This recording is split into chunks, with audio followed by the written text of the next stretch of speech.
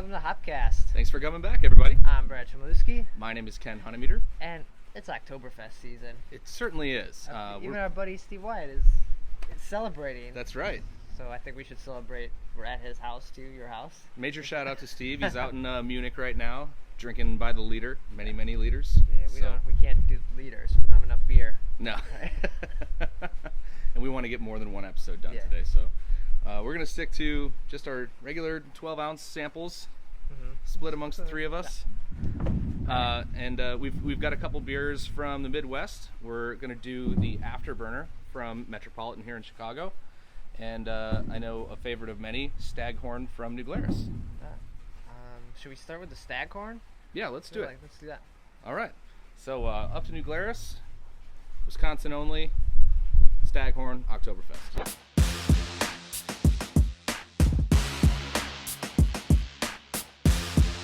Man, one 12-ounce share between three of us doesn't go too far. It's certainly no liter, but a very good looking beer regardless. So clear. Very clear, really nice fluffy head on there that's sticking around for quite some time, so it's inviting looking. Yeah. Smells great. Toasty, caramel.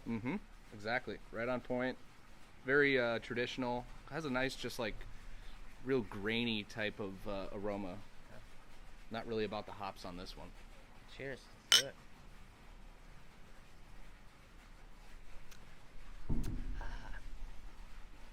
It's just delightful. It's great. It has like a big mouthfeel. I feel more than like, not so much. It's clean, but it's like has a big punch in flavor when you first drink it. Yeah, and it does have a nice mouthfeel, but it does finish very dry. So it's not like cloyingly sweet or anything like that. Some Oktoberfest can get a little sweet. This one's real dry and just finishes really nice and clean and crisp. But it does have a lot of that big caramel, toasty, biscuit type flavor right up front. Yeah.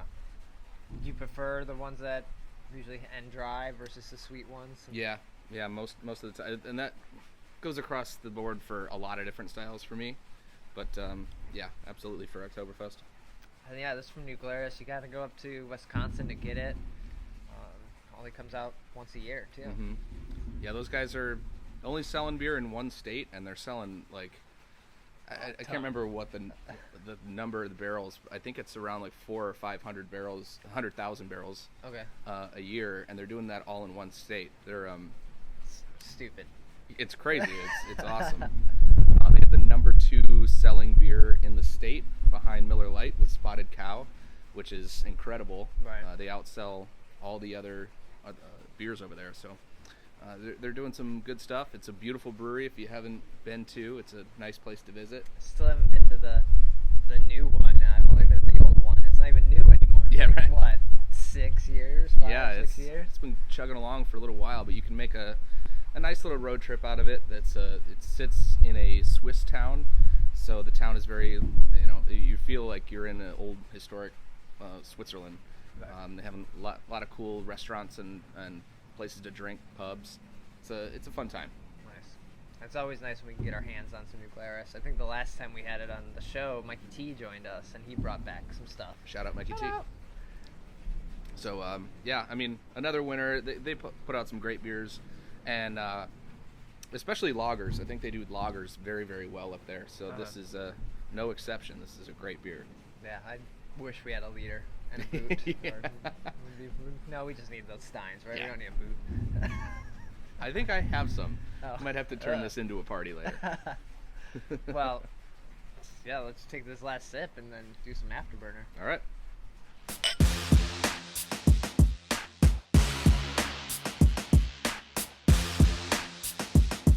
All right, we upgraded our glasses. Busting out the big guns for the big Afterburner from Metro. So probably not going to fill these up very far, but No, especially your boot. You might get like maybe a heel full. Yeah. Fill the bottom of the shoe. But yeah, so this is from Metropolitan here in Chicago, up in the Ravenswood neighborhood. Yeah, this is their newest beer that got bottled, right? Yeah, so I always look forward to trying some beers from those guys. So let's do it. Afterburner.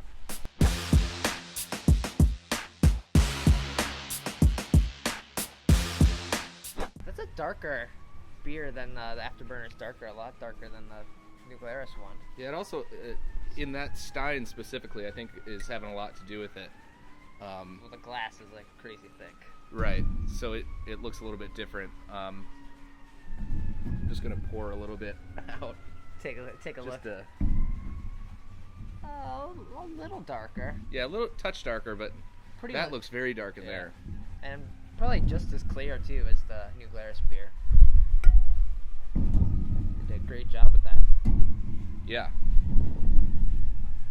We're still getting that big fluffy head, maybe a little darker of a head, so maybe the malts might be roasted a little more.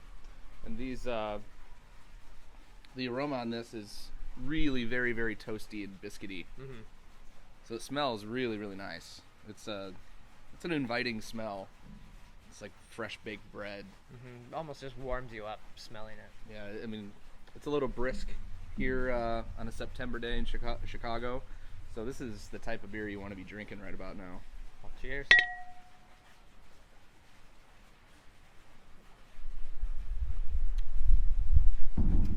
Yeah, a lot more body. It finishes sweeter. Yeah, a little bit sweeter, a touch there, but really, again, just like the Staghorn, you get a really complex malt type character. So it's a good drinker. All right, I think this comes in at like a little over 6. I'm sure the Staghorn was probably about the same too, but usually most Oktoberfests are around that. Yeah, 6%. enough to if you're drinking them on this scale, you'll have a good time. Yeah. Have some sausages, some Oktoberfest. So, in for a good time. Yeah, so we talk about New Glarus being really good at making lagers. Well, Metropolitan, that's all they do is make lagers. So obviously they're real good at it. If you haven't had some of their mainstays, they'd be Crankshaft and Flywheel and Dynamo, all different like lager and some lager ale hybrids there. Right. But yeah, they specify in all things kind of German style lager, and they do a kick-ass job at it. Right, so their Oktoberfest better be good. Yeah, and it is. So now the other day at an event there was a Stein holding contest, right? That's right. Is it just to show how strong you are and how long you can drink all day? Yeah, those Germans, I guess they do a lot of weird type of contests or competitions with Steins. I'm sure you've seen the video of the dude that just broke the world record. I think he carried 27 steins of beer across a certain distance. So he broke that record, which is pretty amazing. I mean, these things are heavy. This is almost empty and it's heavy. So you fill those up and it's, I think it's like 5 pounds a stein when it's full of beer. So you got 2 of them just working out your gut and your arms. So the stein holding competition, you just have to put it straight out in front of you, and whoever lasts the longest without dropping below a certain level or buckling your elbow, they win. What was the longest? It was around 6-minute competition yesterday. It was at the Goose Island 312 block party. I had a good time out there. So yeah, that was. I mean, I was taking pictures. So I wasn't in the competition. But you would have swept it, right? I would have failed miserably. That's the wrong answer that I thought. These guys were way too determined. I would prefer to just drink the beer instead. Well, it was great. I think a couple of great Oktoberfests. Definitely love the styles and seeing them around. They all pair well with food usually. Yep. Yeah, it's a pretty easy one to pair with because there's not a crazy amount of like hop bitterness or anything like that to worry about. So, I mean, German cuisine is pretty much straight on to your sausages and sauerkraut and stuff like that. Right. But yeah, could go great with just bread and butter for me. Well, yeah. Cheers and thanks for watching. Prost. Till next time. Just keep tasting. Just keep tasting.